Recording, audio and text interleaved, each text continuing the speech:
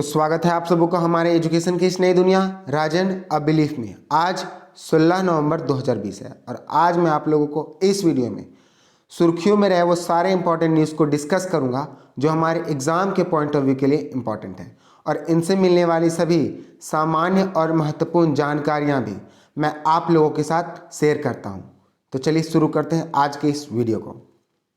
आज का पहला क्वेश्चन, अभी हाल ही में अंतर्राष्ट्रीय सहिष्णुता दिवस कब मनाया गया है?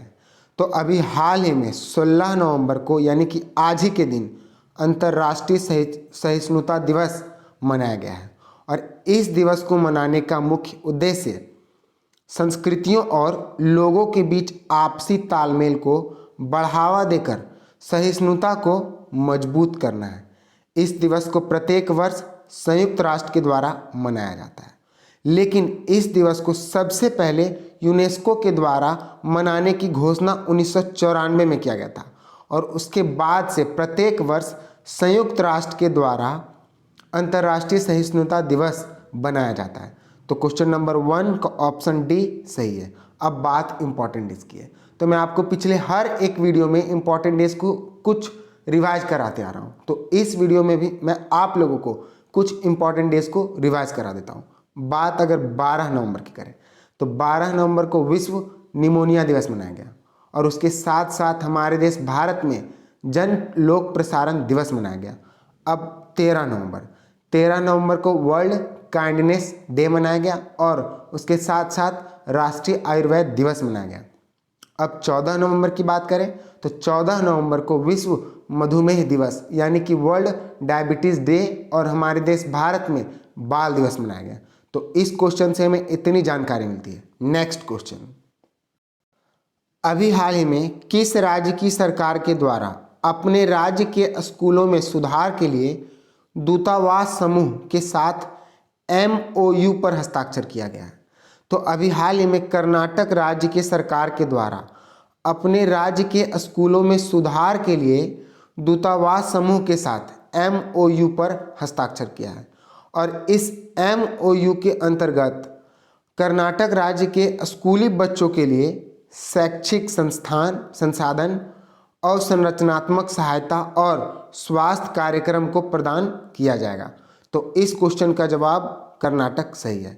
अब बात अगर कर्नाटक की है तो मैं आपको कर्नाटक के बारे में बताता हूँ। ये रहा मैप में कर्नाटक की राजधानी बेंगलोर, कर्नाटक के मुख्यमंत्री BS येदियुरप्पा, कर्नाटक के गवर्नर वेजुभाई वाला, कर्नाटक के विधानसभा में 224 सीटें हैं, लोकसभा में 28 सीटें हैं, और राज्यसभा में कुल 13 सीटें हैं।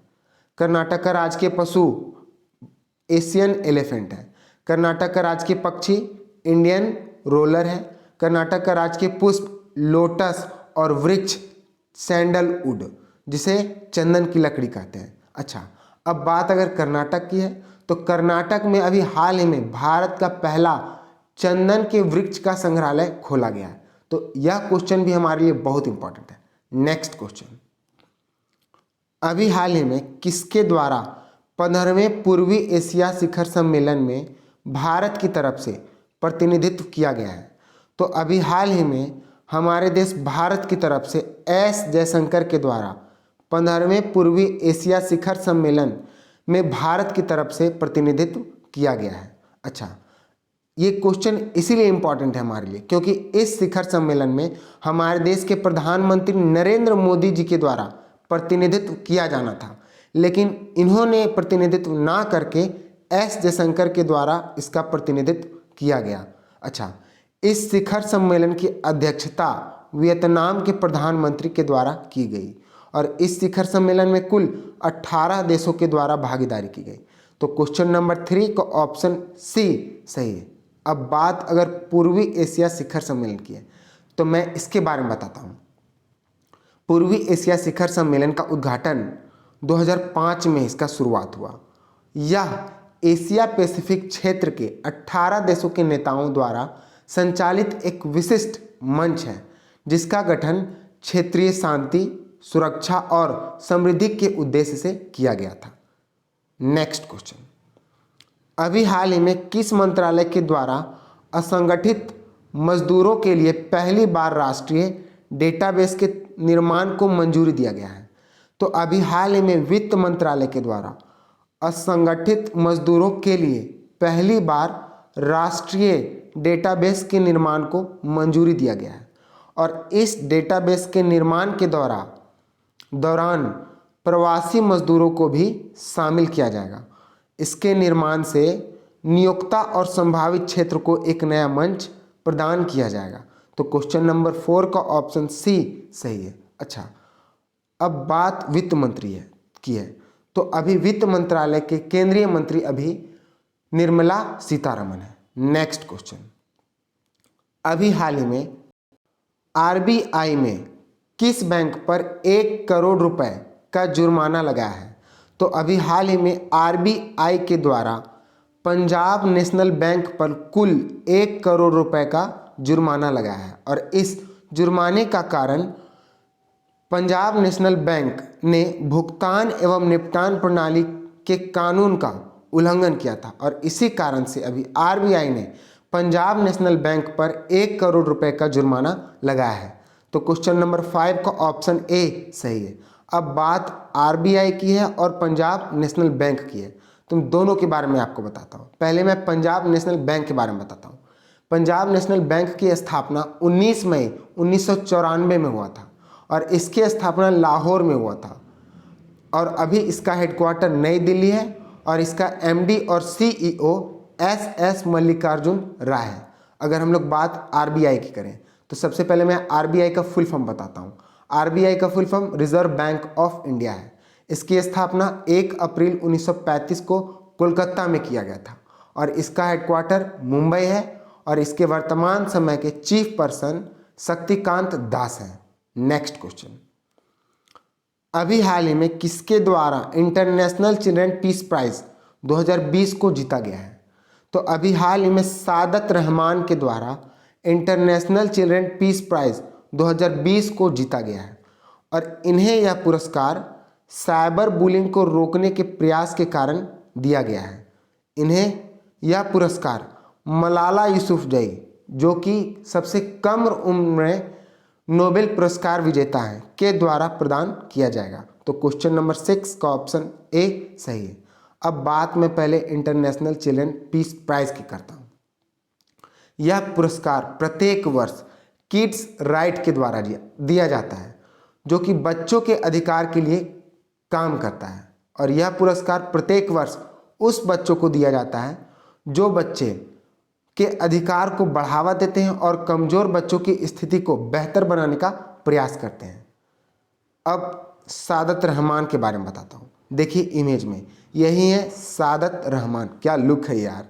और इन्हीं को अभी इंटरनेशनल चिल्ड्रन पीस प्राइज 2020 से सम्मानित किया गया है। नेक्स्ट क्वेश्चन, अभी हाल ही में सौमित्र चटर्जी का निधन हुआ है, वह कौन थे? तो अभी हाल ही में सौमित्र चटर्जी का निधन हुआ है। वह एक प्रसिद्ध अभिनेता थे और इनका नाम हमारे लिए इसलिए इम्पोर्टेंट है क्योंकि इन्हें भारत के सिनेमा के क्षेत्र में दिए जाने वाला सबसे उच्च पुरस्कार दादा साहब फाल्के पुरस्कार से सम्मानित किया गया है और इन्हें यह पुरस्कार 2012 में दिया गया था। इन्हें 2004 में भारत सरकार के द्वारा पद्म भूषण पुरस्कार से भी सम्मानित किया गया है और यह हमारे देश के पहले भारतीय हैं जिन्हें फ्रांस के प्रसिद्ध पुरस्कार ऑर्डरे डेस आर्ट्स एट डेस लेटर्स से सम्मानित किया गया है। तो क्वेश्चन नंबर 7 का ऑप्शन ए सही है। देखिए इमेज में, यही है सौमित्र चटर्जी और इन्हीं का अभी निधन हो गया है। नेक्स्ट क्वेश्चन, अभी हाल ही में किस राज्य में प्रोजेक्ट एयर केयर को शुरू किया गया है? तो अभी हाल ही में हरियाणा राज्य में प्रोजेक्ट एयर केयर को शुरू किया गया है और इस प्रोजेक्ट को अभी हरियाणा के मुख्यमंत्री के द्वारा शुरू किया गया है और इस प्रोजेक्ट के अंतर्गत राज्य की गुणवत्ता की सुधार के लिए गुरुग्राम में उच्च वायु गुणवत्ता सूचकांक वाले क्षेत्रों में 65 wing augmentation air purifier units के स्थापना की जाएगी। तो क्वेश्चन नंबर 8 का ऑप्शन बी सही है। अब बात अगर हरियाणा की है तो मैं आपको हरियाणा के बारे में बताता हूँ। देखिए मैप में, यही हरियाणा है। हरियाणा की राजधानी चंडीगढ़। हरियाणा के मुख्यमंत्री मनोहर लाल खट्टर। हरियाणा के गवर्नर सत्यदेव नारायण आर्य। हरियाणा की विधानसभा में 90 सीटें हैं, लोकसभा में 10 सीटें हैं और राज्यसभा में 5 सीटें हैं। नेक्स्ट क्वेश्चन को बताने से पहले मैं हरियाणा का राजकीय पशु ब्लैक बक, पक्षी ब्लैक फ्रैंकोलिन, पुष्प लोटस और हरियाणा का राजकीय वृक्ष पीपल का वृक्ष है। नेक्स्ट क्वेश्चन जो कि आप लोगों को कमेंट सेक्शन में बताना है, अभी हाल ही में सादत रहमान को इंटरनेशनल चिल्ड्रेन अवार्ड से सम्मानित किया गया है, वह किस देश से है? तो अब आप लोगों को इस क्वेश्चन का जवाब कमेंट सेक्शन में देना है। यही हमारे वीडियो का लास्ट क्वेश्चन था। All the best, good luck.